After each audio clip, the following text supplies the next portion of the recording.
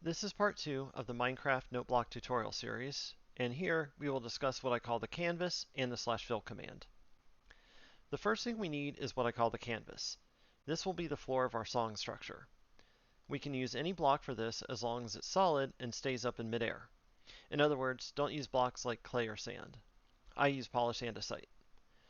I'm currently in a multiplayer world in creative mode. When I first started creating songs in Minecraft, I was playing in this world with my nephews, which was in survival mode. From a purely creative standpoint, it would have been easier and safer to use a creative, peaceful, super flat world. But being in a default world type allowed me to learn some useful things that I will talk about as this tutorial progresses. To create the canvas, we will use the /fill command. This will allow us to create hundreds or even thousands of blocks all at once. So the basic syntax of the fill command is /fill x1, y1, z1, x2, y2, z2, and then the block type. Now, if you notice everything here is in red, this is not actually a command that you can execute. This is just showing you the basic syntax. So what I'm going to do now is I'm going to backspace all the way back and then type in the real fill command that will start our canvas. So the coordinates you're about to see I have chosen specifically, and I'll explain that in a little bit. So the command is /fill. It'll be 285 by 61 by 1902, then 400 by 66 by 1922, and I'm going to type the full format of the block type for now, which is Minecraft polished andesite. And now that it's green, I'm going to press enter, and the blocks are generated.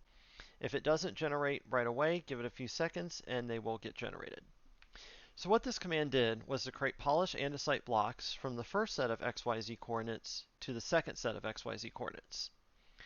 The coordinate system in Minecraft works a little bit differently from what I'm used to. In Blender, which is software for creating 3D animations, X and Y are the left and right and forward and back directions, and Z is up and down. However, in Minecraft, X and Z are the left and right and forward and back directions, and Y is up and down. It took me a little while to get used to the axes being different, but after a while it starts to stick. The specific coordinates that you use will vary depending upon your world. However, here are the reasons why I chose these specific coordinates in mind. First, let's look at x1 and x2, which is 285 and 400. This value is our forward and back directions. With my first songs, I started at 285 and have been keeping that consistent. When making the canvas longer, I go in 100 block increments. If you try to go too much more, Minecraft will say too many blocks, as the limit to the amount of blocks that you can create in one fill command is 32,768, which is 2 to the power of 15. So in this case, I start at 285 and just go all the way up to 400, but from there, on successive fill commands, I will do 500, 600, etc. The Y value, which is up and down, goes down to 61, and I will actually issue another fill command shortly to bring up the canvas to 71. The reason I have such a large Y value range is that originally I was making these songs in a survival world where mobs would spawn. I kept placing lots of torches to prevent mobs from spawning, but eventually I figured out I should just create a large enough canvas so it digs into the ground so mobs don't even have a chance to spawn. So in my case, I have an extra large Y range for the canvas. However, in reality, you only need to have the Y value be one block high.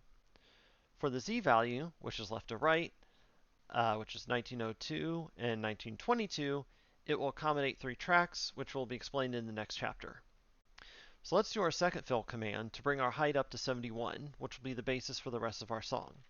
So what I'm going to do is I'm going to press escape, and now what you do is you press /, and now you can press the up and down arrow to cycle through your previous commands. If you exit out of Minecraft completely, these commands will go away, so they're only active for the current session, but they're very useful to be able to rerun or modify existing commands that you already ran. So to create the next part of our canvas, I'm going to change this Y value to 67 and this Y value to 71 and press enter. And there, the rest of our blocks are there, and that is our canvas. See you in the next video for part 3, which will talk about tracks.